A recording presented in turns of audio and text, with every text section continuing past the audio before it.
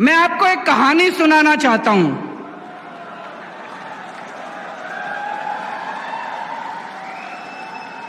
कहानी का नाम है चौथी पास राजा। यह कहानी ये दिखाती है कि अगर किसी देश का राजा अनपढ़ हो, अगर किसी देश का राजा भ्रष्ट हो, अगर किसी देश का राजा अहंकारी हो, तो एक महान देश भी कैसे डूब जाता है। यह कहानी ये दिखाती है। एक बहुत महान देश था, बहुत महान देश था। उस देश में एक गांव में एक बहुत गरीब परिवार में एक बच्चे का जन्म हुआ।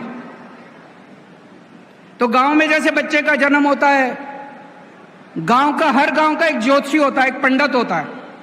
वो ज्योतिषी आया, उसने बच्चे की कुंडली बनाई। बच्चे की कुंडली बना के ज्योतिषी बोला, माई तेरा बेटा बड़ा होके बहुत बड़ा सम्राट बनेगा। मां बोली, मैं तो एक बहुत गरीब औरत हूं, मेरा बेटा सम्राट कैसे बनेगा। ज्योतिषी बोला, नहीं माई, इसके बच्चे की कुंडली में लिखा है। बच्चा धीरे धीरे बड़ा होने लगा। उसे गांव के स्कूल में भर्ती करा दिया। बच्चे का पढ़ने लिखने में मन नहीं लगता था। किसी तरह से मुश्किल से उसने चौथी पास करी। मां ने स्कूल से नाम कटा दिया। बोला थोड़ी कमाई करके लाएगा, घर का खर्चा चलेगा। घर के पास एक रेलवे स्टेशन था। रेलवे स्टेशन पे बच्चा जाके चाय बेचने लगा।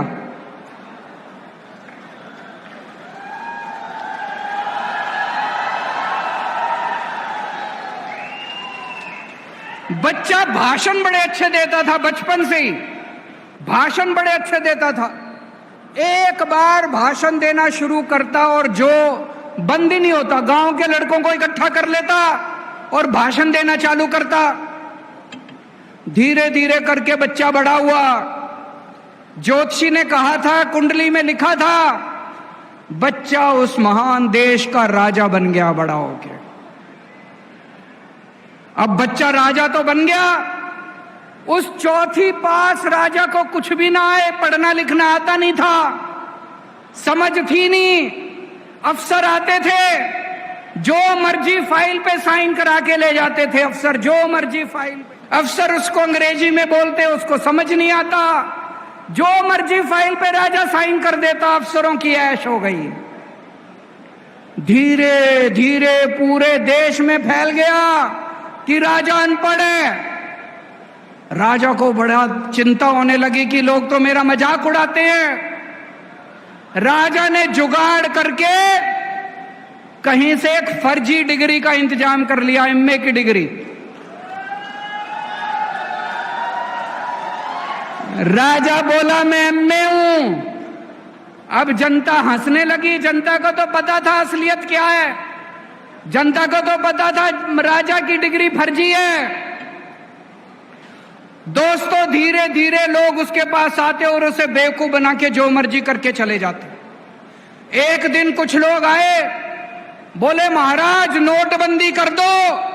आप जैसा इतना बड़ा राजा ही नोटबंदी कर सकता है। नोटबंदी करने से भ्रष्टाचार दूर हो जाएगा, आतंकवाद दूर हो जाएगा। राजा को समझ तो थी नहीं, लोगों ने चढ़ा दिया, राजा भी चढ़ गया। राजा ने नोटबंदी कर दी और भाई साहब पूरे देश के अंदर लोग लाइनों में खड़े हो गए।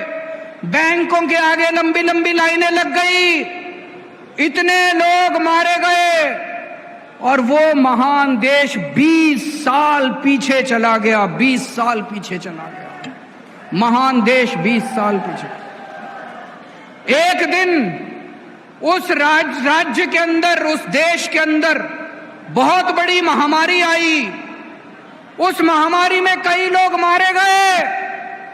एक आदमी ने आके राजा को कहा, महाराज पूरे देश के लोगों को बोलो कि ताली और चम्मच बजाएंगे, ताली और चम्मच से। अब राजा को समझ तो थी नहीं, पढ़ा लिखा था नहीं, अनपढ़ था।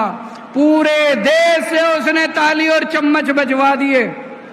लोग मरते रहे, लोग बहुत ऑक्सीजन की कमी से लोग मरते रहे दोस्तों। धीरे धीरे उस राजा के दोस्तों ने लूटमार मचा दी। राजा ने किसी को 10,000 करोड़ दे दिए, किसी को 20,000 करोड़ दे दिए। पूरे देश में महंगाई फैल गई, बेरोजगारी फैल गई, बलात्कार होने लगे, चारों तरफ हाहाकार मच गया।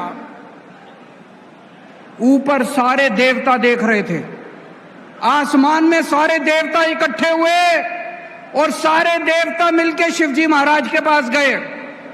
बोले महाराज कुछ करो, पृथ्वी पे घोर अन्याय हो रहा है, घोर पाप हो रहा है, कुछ करो। महाराज ने आंखें बंद करके ध्यान किया और शिवजी महाराज ने उस महान देश के हर आदमी के अंदर आके ऐसी भावना डाली कि अगली बार जब चुनाव हुआ, अपने आप लोगों का बटन उसके बटन पे नहीं गया, दूसरा बटन दब गया लोगों का, और वो राजा हार गया उस चुनाव के अंदर। और मैंने सुना है कि आजकल वो राजा दोबारा उसी स्टेशन पे जाके चाय बेच रहा है। दोस्तों वक्त बड़ा बलवान है, वक्त बड़ा बलवान है।